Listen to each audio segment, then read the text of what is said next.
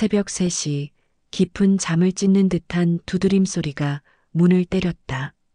평소 같으면 새벽에 들려오는 소리라 해도 바람이 흔드는 소리쯤으로 넘겼겠지만 오늘만큼은 달랐다. 노파의 심장은 갑작스레 세찬 북소리처럼 요동쳤다. 문 밖에서 떨리는 목소리가 들렸다. 할머니, 빨리 도망치세요. 그 순간 공포가 피처럼 온몸을 휘감았다. 왜 도망치라 하는 걸까? 집안은 고요했지만 그 고요가 오히려 비명을 지르는 듯 서늘했다. 문고리에 손을 올리는 노파의 손끝은 얼음장 같았다.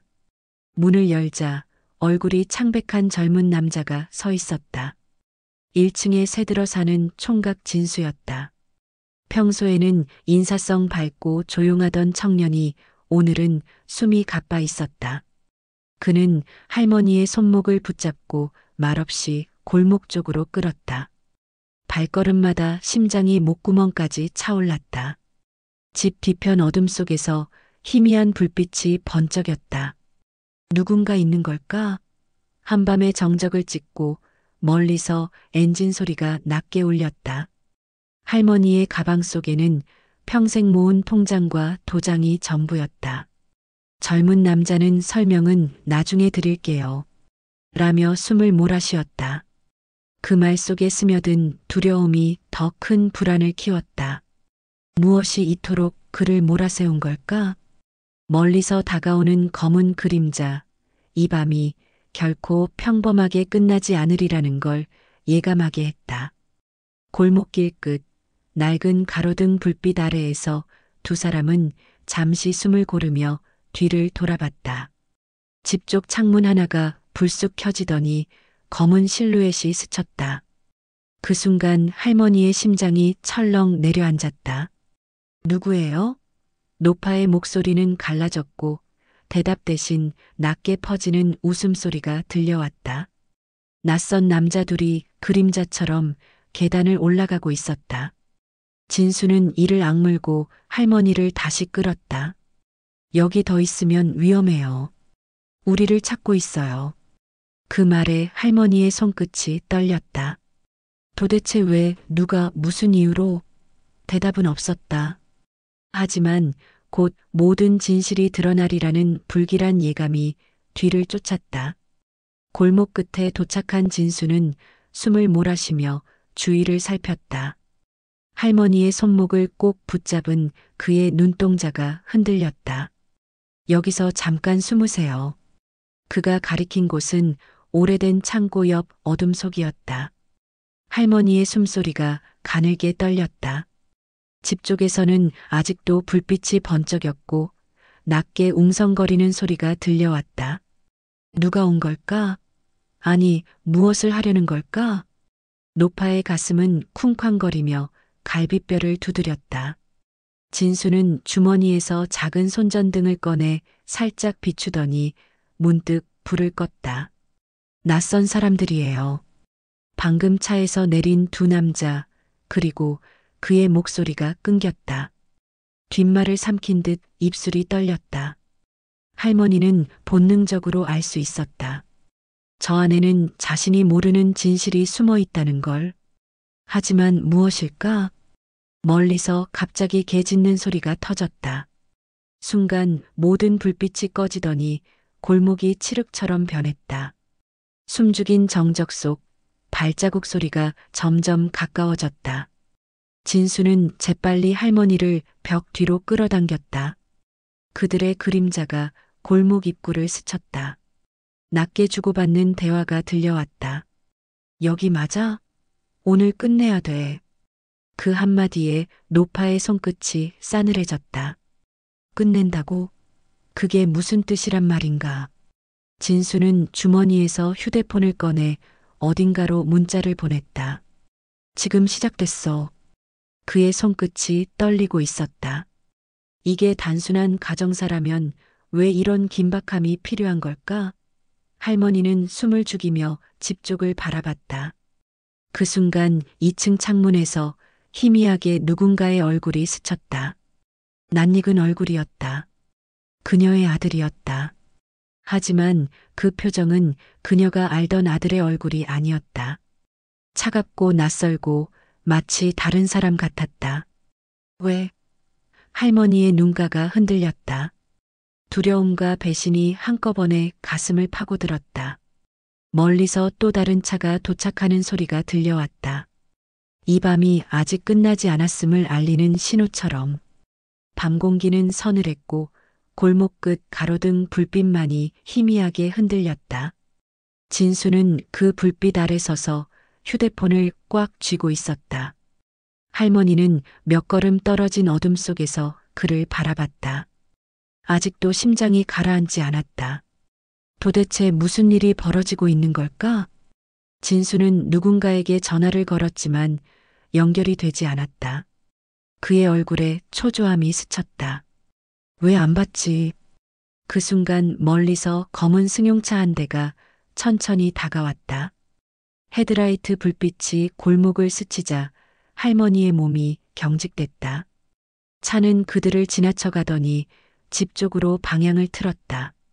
그 안에 누가 타고 있었을까? 진수의 눈빛이 매서워졌다. 할머니, 지금부터 제가 하는 말 잘 들어야 돼요. 그는 낮게 속삭였다. 이건 단순한 우연이 아니에요. 할머니의 가슴이 철렁 내려앉았다. 그 말의 의미가 무엇인지 직감했기 때문이다. 집 안 불빛, 낯선 남자들, 아들의 표정. 모든 것이 퍼즐 조각처럼 하나로 맞춰지려는 순간 골목 어귀에서 또 다른 발자국 소리가 들려왔다. 진수는 재빨리 할머니를 뒤로 숨기며 벽에 등을 붙였다. 두 사람은 숨을 죽였다. 그림자 셋이 그들을 스쳐 지나갔다.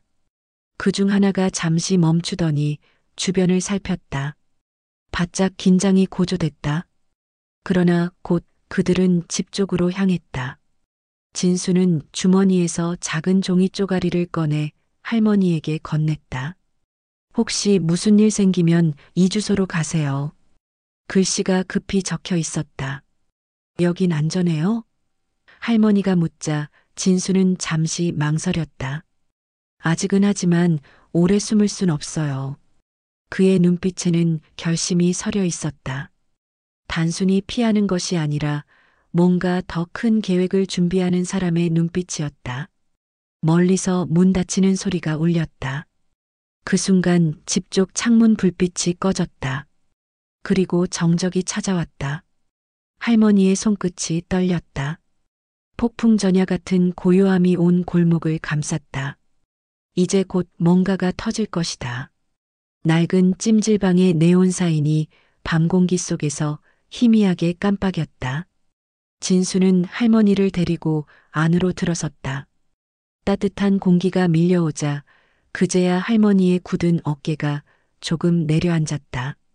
하지만 심장은 여전히 쿵쾅거렸다. 진수는 카운터에서 급히 요금을 치르고는 구석 자리를 골랐다. 여기라면 잠깐 숨을 수 있어요. 그의 목소리가 낮게 울렸다. 할머니는 벽에 등을 기대고 앉았다. 주변 사람들은 피로한 표정으로 찜질복을 입고 앉아 있었지만 아무도 이들에게 신경 쓰지 않았다. 따뜻한 공기 속에서도 그녀의 손끝은 여전히 차가웠다. 진수야, 무슨 일이니? 대체 왜 이러는 거야? 할머니의 목소리가 떨렸다. 진수는 입술을 깨물었다. 할머니, 조금만 기다려주세요. 아직은 말할 때가 아니에요. 그의 눈빛은 흔들렸지만 결심도 서려 있었다. 멀리서 문 열리는 소리가 났다. 순간 진수의 몸이 긴장으로 굳었다. 두 사람이 찜질방 안으로 들어왔다. 모자를 눌러 쓴 그들의 얼굴은 보이지 않았지만 진수는 숨을 멈췄다. 할머니도 본능적으로 뭔가 이상함을 느꼈다. 그들은 주변을 훑어보다가 사라졌다. 하지만 그 짧은 순간에도 할머니의 등골은 서늘해졌다. 진수는 조심스럽게 휴대폰을 꺼내 누군가에게 메시지를 보냈다. 계획 시작. 세 글자였다. 할머니는 떨리는 손으로 종이컵에 물을 따라 마셨다. 목을 타고 내려가는 미지근한 물이 어쩐지 쓰게 느껴졌다. 찜질방 구석 TV에서는 밤늦은 뉴스가 흘러나왔지만 아무도 관심을 두지 않았다. 그러나 할머니의 귀에는 모든 소리가 증폭되는 듯했다. 발걸음 소리, 문 여닫는 소리, 심지어 자판기 돌아가는 소리까지 모두 위협처럼 들렸다. 진수는 자리에서 일어나며 말했다. 곧 알게 될 거예요. 할머니, 오늘 밤이 끝나면 모든 게 달라질 겁니다. 하지만 그의 말이 끝나자마자 밖에서 사이렌 소리가 멀리서 울려 퍼졌다. 이 밤이 평온하게 끝날 리 없었다. 따스한 봄 햇살이 마당 가득 번지던 날, 할머니는 대문 앞에 서 있었다. 그날 처음 며느리를 보게 될 줄은 몰랐다. 하얀 원피스를 입고 나타난 젊은 여자는 고개를 숙이며 인사했다. 어머님, 처음 뵙겠습니다.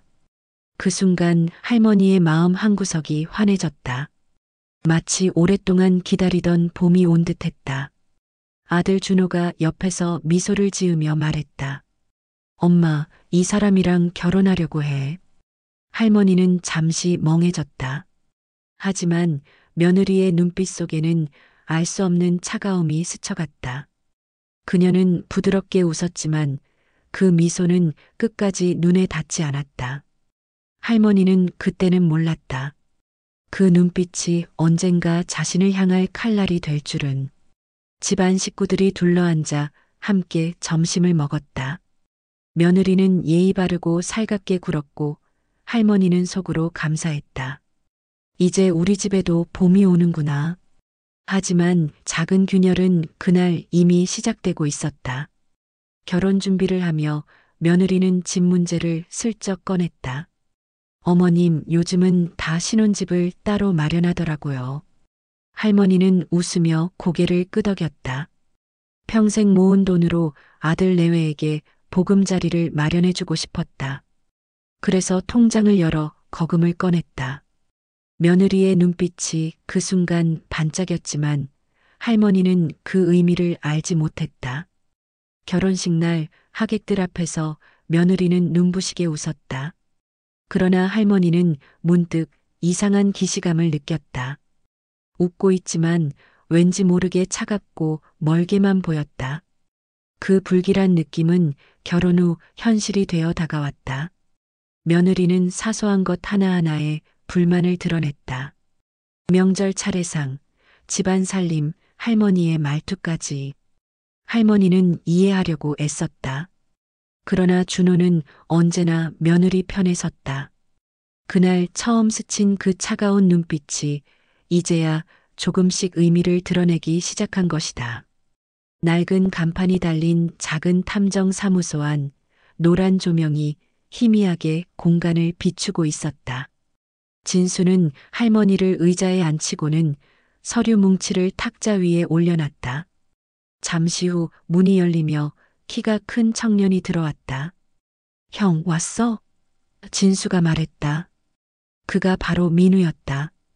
말끔한 코트 차림에 날카로운 눈빛, 딱 봐도 범상치 않은 분위기였다. 민우는 할머니를 향해 고개를 숙였다. 처음 뵙겠습니다. 저는 진수 형 민우입니다. 사실 저희는 탐정 일을 하고 있습니다. 할머니의 눈이 커졌다. 탐정이라고요? 진수는 고개를 끄덕이며 말했다. 맞아요, 할머니. 사실 며느리와 아들에 대한 정보도 우리가 추적 중이에요. 탁자 위에는 이미 며느리의 사진, 재산 명세, 의심스러운 보험 서류들이 펼쳐져 있었다. 민우가 낮게 말했다. 며느리분, 전 남편 2명이 모두 의문의 사고로 세상을 떠났습니다. 그리고 그때마다 거액의 보험금이 나왔죠. 할머니의 손끝이 떨렸다. 그럼 준호도? 민우는 잠시 말을 아꼈다. 아직 단정할 수는 없지만 가능성이 큽니다. 진수는 벽에 붙은 지도를 가리켰다. 빨간 줄이 복잡하게 이어져 있었다. 이건 며느리의 동선이에요. 모든 사건 현장이 연결돼 있습니다. 할머니의 가슴 속에서 서서히 분노가 끓어올랐다. 그러나 민우의 말은 더 충격적이었다. 이건 단순한 가정사가 아닙니다. 조직적인 범죄일 수도 있습니다. 창밖으로 바람이 세차게 불었다. 이 순간부터 모든 것이 달라질 것임을 할머니는 직감했다. 사무소 한켠에서 민우가 낡은 신문 더미를 꺼냈다. 그는 한 장 한 장 넘기며 특정 기사를 손가락으로 가리켰다. 보세요, 할머니. 3년 전 사건입니다. 교통사고로 남편이 사망했는데 보험금 수령인은 며느리였어요. 할머니의 손끝이 떨렸다.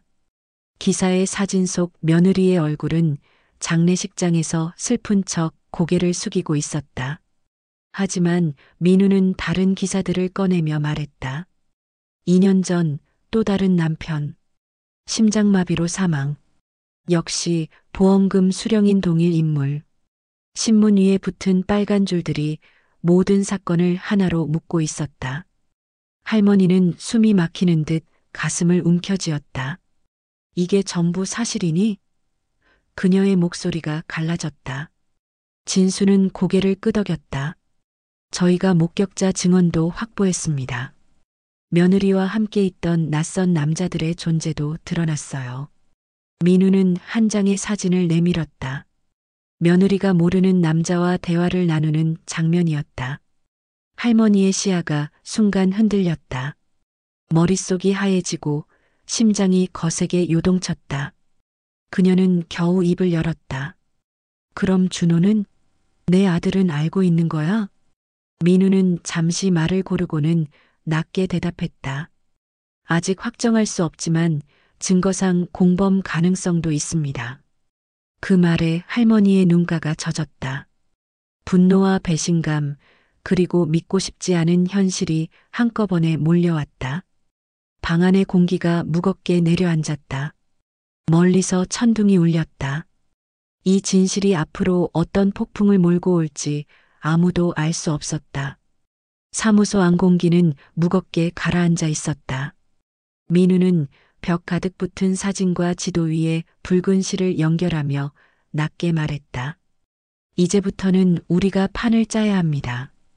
그들이 다시 움직이게 만들어야 해요. 할머니는 여전히 긴장된 얼굴로 그를 바라봤다. 그럼 나를 미끼로 쓰겠다는 거니? 진수가 고개를 끄덕였다. 맞아요. 하지만 완벽하게 준비할 겁니다. 할머니가 다치게 두진 않아요. 탁자 위에는 소형 녹음기, 몰래카메라, 위치 추적기 같은 장비들이 줄지어 놓여 있었다. 민우는 치밀하게 동선을 계획했다.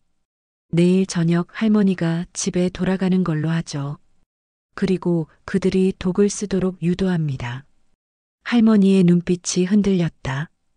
독이라고? 민우는 단호하게 고개를 끄덕였다. 그들이 가장 쉽게 쓸 수 있는 방법이에요. 증거를 확보하려면 실제 시도 순간을 잡아야 합니다. 진수는 작은 버튼이 달린 리모컨을 내밀었다. 이걸 누르면 바로 경찰의 신호가 갑니다. 할머니는 떨리는 손으로 그것을 받았다. 이젠 더 이상 물러설 수 없었다. 민우는 또 다른 지도를 펼치며 말했다. 만약의 경우에 대비해 탈출 경로도 준비해 두겠습니다. 창밖에서는 비가 내리기 시작했다. 창문을 때리는 빗소리가 긴장감을 더했다. 할머니는 창밖을 잠시 바라보다가 조용히 중얼거렸다. 이제 끝내야지. 더 이상은 못 참아. 그 목소리에는 두려움이 아닌 결의가 담겨 있었다. 그리고 이것이 곧 폭풍의 시작이 될 것임을 모두가 알고 있었다. 비는 여전히 세차게 내리고 있었다. 할머니는 창문 너머로 골목을 내려다보며 가슴을 움켜쥐었다. 어둠 속 가로등 아래 낯선 남자 둘이 우산도 없이 서 있었다. 그들의 시선은 수시로 집 쪽을 향했다. 멀찍이 골목 반대편 진수가 카메라 셔터를 조용히 눌렀다. 플래시 없이도 모든 장면이 선명하게 찍히고 있었다. 민우는 무전기를 들고 낮게 말했다. 확인했어. 저 둘 며느리 쪽 사람들이 맞아. 할머니의 손끝이 차가워졌다. 이들이 오늘 밤 무슨 짓을 하려는지 직감적으로 알 수 있었다. 잠시 후 검은 승용차 한 대가 조용히 골목 끝에 멈췄다. 차에서 내린 사람은 다름 아닌 준호였다. 할머니의 가슴이 철렁 내려앉았다. 아들이 이 모든 일에 가담했다는 사실이 이제는 더 이상 부정할 수 없는 현실이 되었다. 준호는 낯선 남자들과 짧게 대화를 나누더니 손짓으로 뭔가를 지시했다. 표정이 차갑고 단호했다. 민우는 그 장면을 놓치지 않고 카메라에 담았다. 증거 충분히 모아야 돼. 성급하게 움직이면 안 돼. 할머니의 눈가에는 눈물이 맺혔다. 그러나 그 눈물 속에는 더 이상 두려움이 아닌 분노가 차올랐다. 골목 끝에서 한 남자가 가방을 꺼냈다. 그 안에서 작은 유리병이 반짝였다. 민우는 눈빛을 좁혔다. 드디어 움직이기 시작했군. 그의 목소리에는 서늘한 긴장감이 서려 있었다. 비바람 속 모든 조각이 하나의 그림으로 맞춰지고 있었다. 그리고 그 그림은 점점 더 어두워지고 있었다. 밤비가 지붕을 세차게 두드리고 있었다. 할머니는 작은 스탠드 불빛 아래 앉아 있었다. 겉으로는 평온해 보였지만 손끝은 미세하게 떨리고 있었다. 오늘 밤 모든 것이 시작될 것이다. 진수는 조심스럽게 거실 구석에 작은 카메라를 설치했다. 이걸로 모든 증거를 확보할 겁니다. 민우는 창밖을 내다봤다. 빗속에서 두 개의 그림자가 서서히 다가오고 있었다. 왔다. 할머니의 숨소리가 가늘게 떨렸다. 그러나 이제 도망칠 생각은 없었다. 오히려 이 순간을 기다려온 듯 눈빛이 단단했다. 낯선 남자 둘이 현관 앞에 서더니 잠시 주위를 살폈다. 그리고 전화 한 통을 걸었다. 잠시 후 골목 끝에서 준호가 모습을 드러냈다. 우산도 쓰지 않은 채 무표정한 얼굴이었다. 할머니의 가슴이 철렁 내려앉았다. 그러나 이제는 눈물이 나오지 않았다.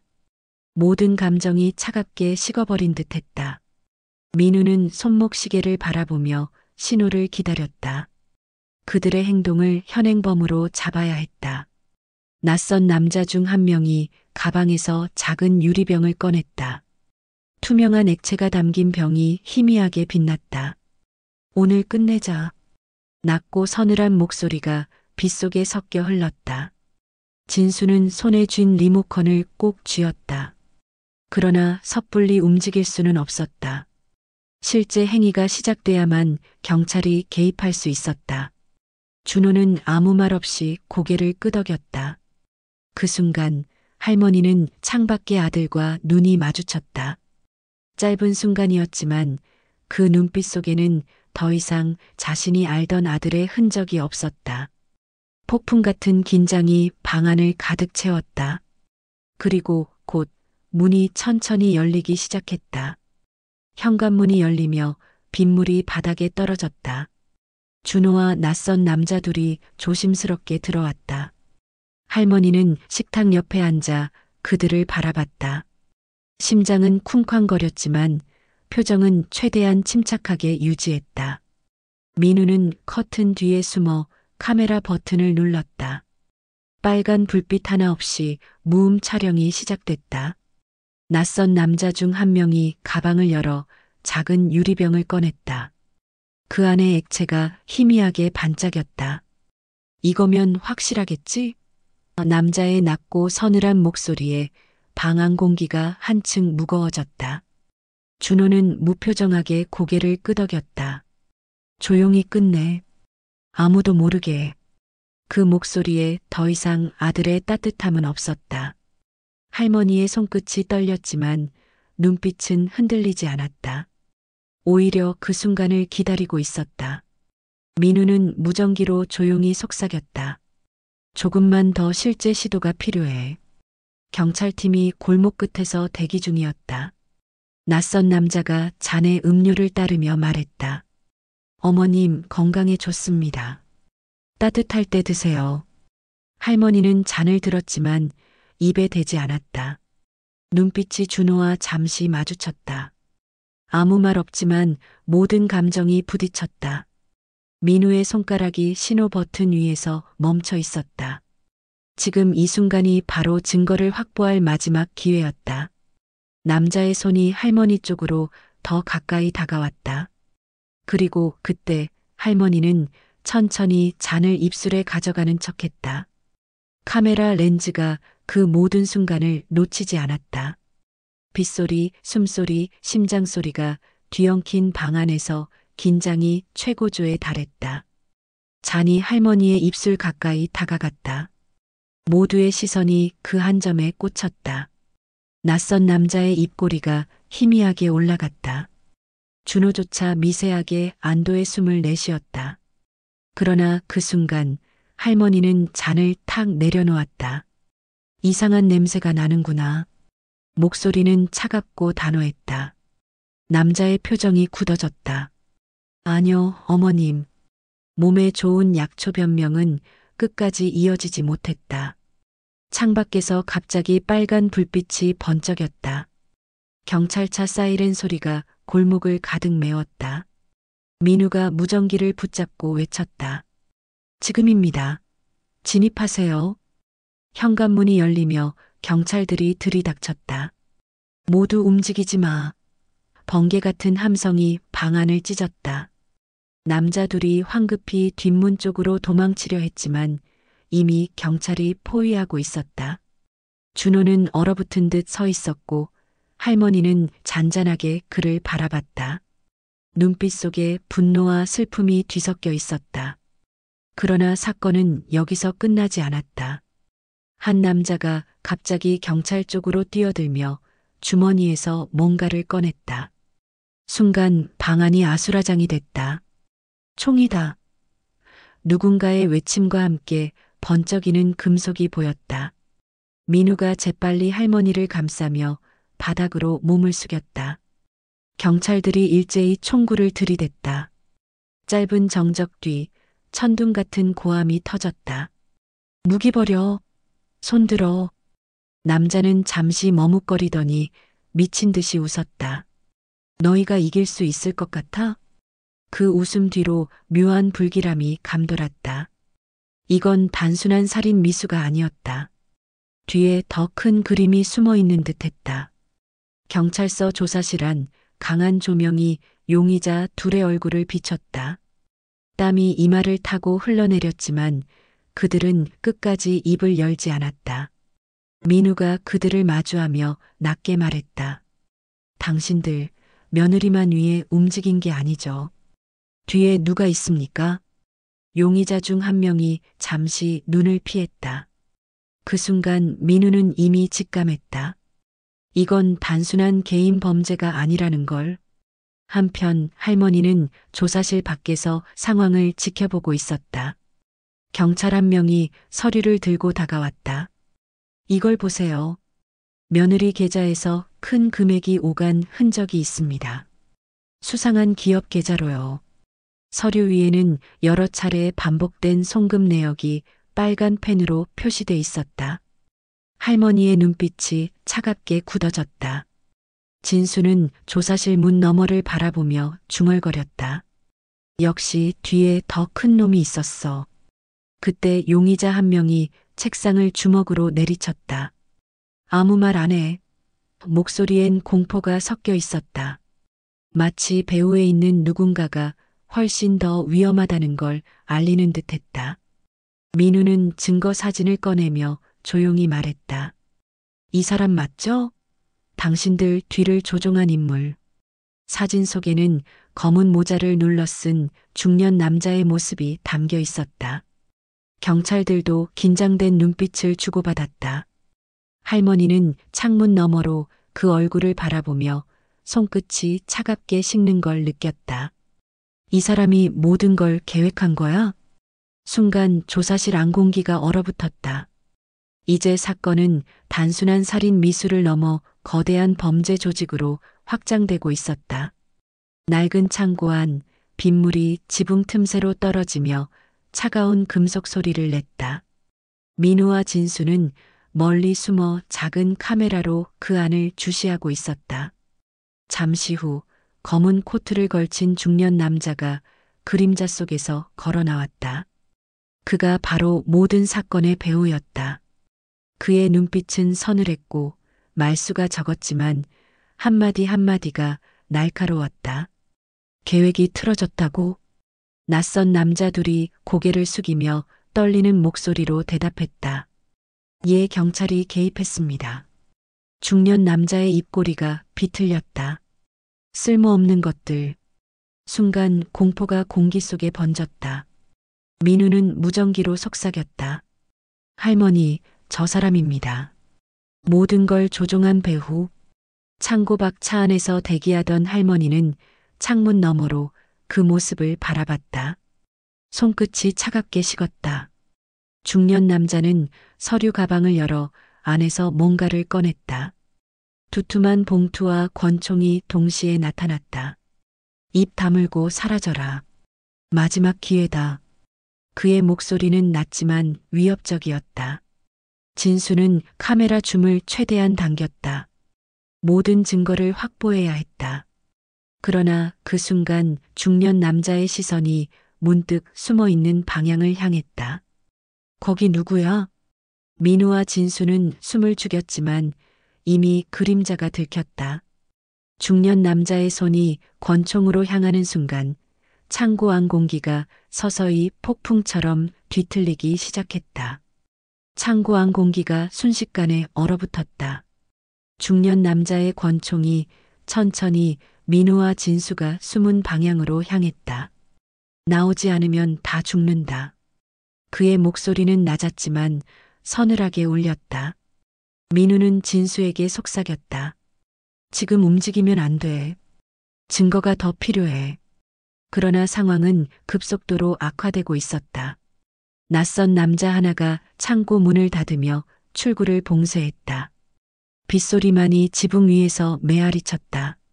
중년 남자는 걸음을 옮기며 총구를 흔들었다. 그의 시선이 그림자를 스쳤다. 순간 진수 옆에 숨어있던 경찰 협력 요원이 실수로 금속 파이프를 건드렸다. 쨍그랑 소리가 창고 안에 퍼졌다. 거기 있군. 총구가 그 방향으로 돌았다. 민우가 이를 악물었다. 안 돼. 탕. 귀를 찢는 총성이 울렸고 협력 요원이 비명을 지르며 쓰러졌다. 피가 바닥에 번졌다. 할머니의 입에서 신음이 터져나왔다. 중년 남자의 얼굴에는 미세한 웃음이 떠올랐다. 다음은 누구 차례지? 그의 목소리가 메아리 쳤다. 민우는 무전기를 붙잡고 외쳤다. 지금 바로 투입해. 더 늦기 전에. 그러나 창고 문 앞에선 이미 배후 조직의 또 다른 남자들이 무장을 한 채 대기하고 있었다. 진수는 숨을 고르며 카메라를 움켜쥐었다. 이 지옥 같은 상황에서도 그는 증거 확보를 포기하지 않았다. 할머니의 눈빛이 달라졌다. 두려움 대신 싸늘한 분노가 차오르고 있었다. 이제 이 싸움은 단순히 생존을 위한 것이 아니었다. 창고 문이 폭발하듯 열리며 경찰 특수부대가 돌입했다. 플래시라이트 빗줄기가 어둠을 가르며 사방을 비췄다. 중년 남자는 권총을 들고 소리쳤다. 막아. 절대 경찰한테 안 잡힌다. 그의 부하들이 일제히 총을 들었다. 민우와 진수는 컨테이너 뒤에 몸을 숨기며 상황을 주시했다. 이제 끝이야. 진수가 낮게 중얼거렸다. 그러나 민우의 눈빛은 흔들렸다. 아직 아니야. 뭔가 이상해. 그의 직감이 불길하게 울렸다. 총성이 잇따라 울리며 창고 안이 아수라장이 됐다. 경찰과 조직원들이 뒤엉켜 격렬하게 맞섰다. 할머니는 구석에서 몸을 웅크린 채 그 모든 광경을 지켜보고 있었다. 눈빛 속엔 두려움과 분노가 뒤섞여 있었다. 그때 중년 남자가 창고 한가운데로 걸어 나왔다. 그의 손엔 작은 리모컨이 들려 있었다. 이 건물엔 이미 폭탄이 설치돼 있다. 그의 말에 모두가 순간 얼어붙었다. 민우의 얼굴이 굳어졌다. 미쳤어. 경찰들도 긴장하며 총구를 고정했다. 누구든 다가오면 바로 눌러버린다. 중년 남자의 눈빛이 섬광처럼 빛났다. 진수는 컨테이너 뒤에서 뭔가를 꺼냈다.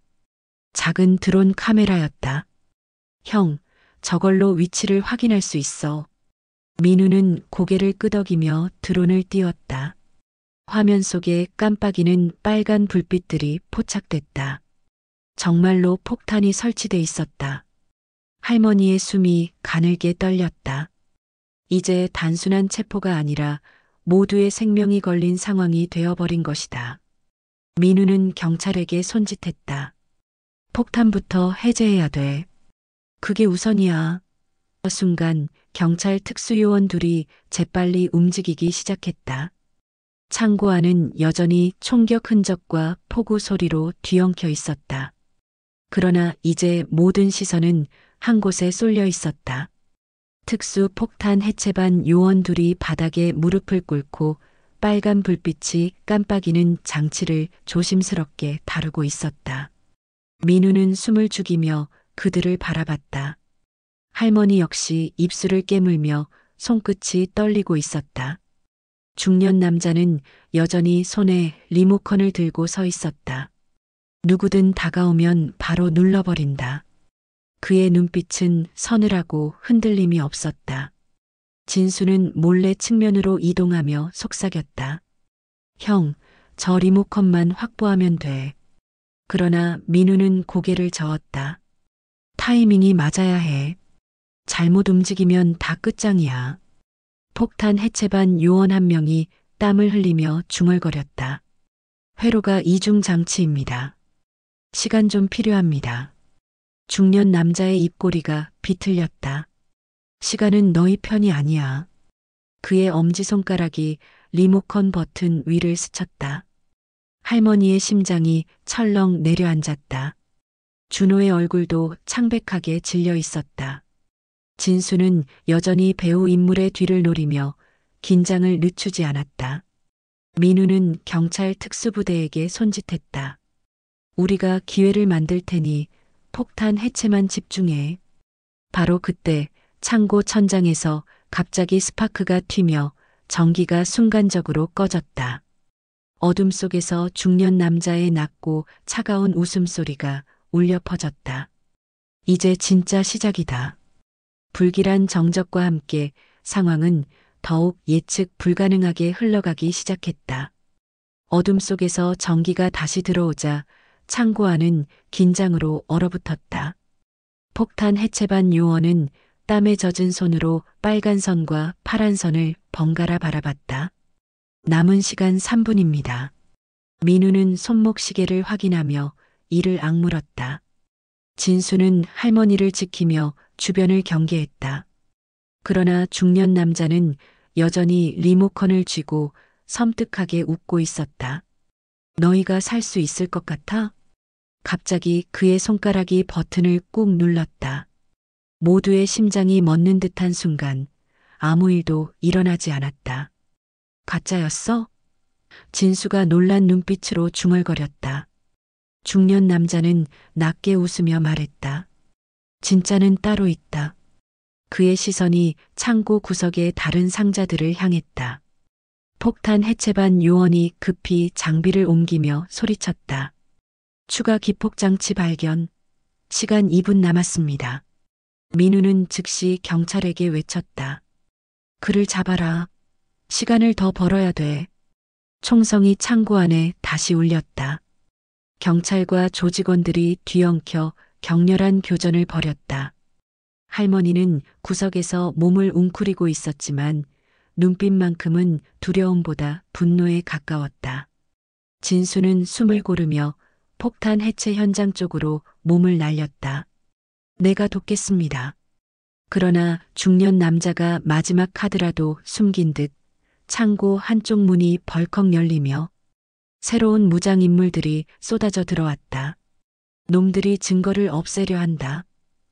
민우의 외침이 긴장 속을 가르며 퍼졌다. 이제 모든 것이 단 몇 분 안에 끝날 수도 있는 상황으로 몰리고 있었다. 남은 시간은 단 1분. 폭탄 해체반 요원의 손끝이 떨리고 있었다. 빨간 선 하나, 파란 선 하나.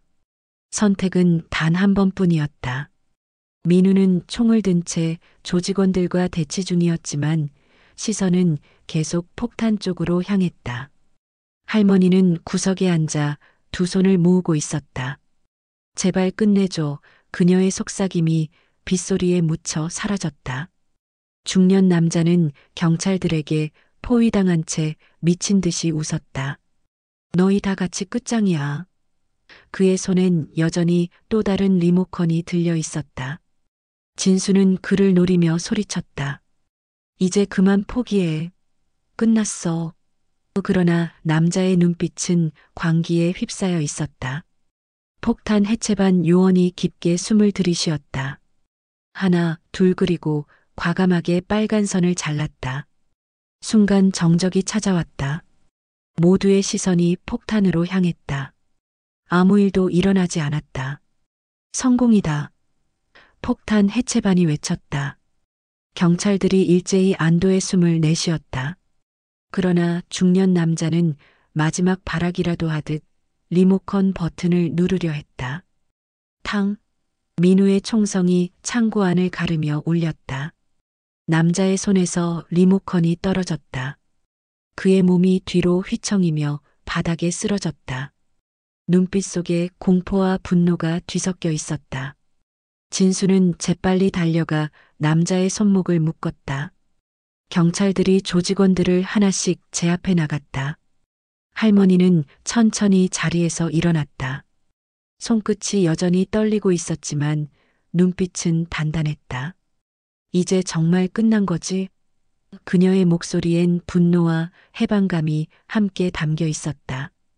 민우는 고개를 끄덕이며 조용히 대답했다. 네, 할머니. 끝났습니다. 폭우 속에서 모든 게 마침내 끝나고 있었다.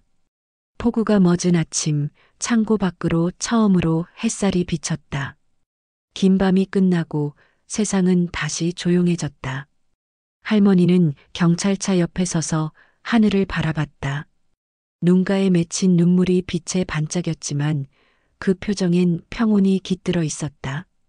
민우와 진수는 멀리서 체포되는 조직원들을 바라보며 긴 한숨을 내쉬었다. 모든 게 끝났다. 할머니, 이제 안전하십니다. 진수의 말에 할머니는 천천히 고개를 끄덕였다. 그래, 정말 끝났구나. 그녀는 경찰에게서 사건 전말을 담은 서류를 받아들었다. 며느리와 준호는 법의 심판을 받을 것이다. 짙게 드리웠던 분노와 두려움이 서서히 걷히고 대신 묵직한 해방감이 찾아왔다. 민우가 조심스럽게 말을 꺼냈다. 할머니, 앞으로는 어떻게 하실 건가요? 잠시 침묵이 흐른 뒤 할머니는 미소를 지었다. 이제 나답게 살 거야. 더는 누구에게도 휘둘리지 않고. 진수가 그 말을 듣고 씩 웃었다. 혹시 탐정 일 한번 해보실래요? 우리랑 같이.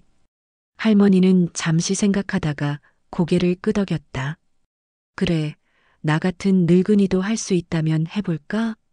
세 사람의 웃음이 빗물로 젖은 거리를 채웠다.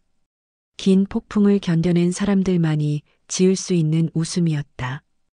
햇살이 구름 사이로 비추며 그들의 얼굴을 밝게 비췄다. 새로운 시작을 알리는 듯 세상은 다시 평화로웠다. 그리고 할머니의 눈빛 속에는 다시 한번 살아갈 용기와 희망이 빛나고 있었다. 이야기는 아직 끝나지 않았습니다. 다른 이야기에서 다시 찾아뵙겠습니다. 구독과 좋아요, 그리고 인생사 세옹지마 채널에 여러분의 따뜻한 응원을 남겨주세요.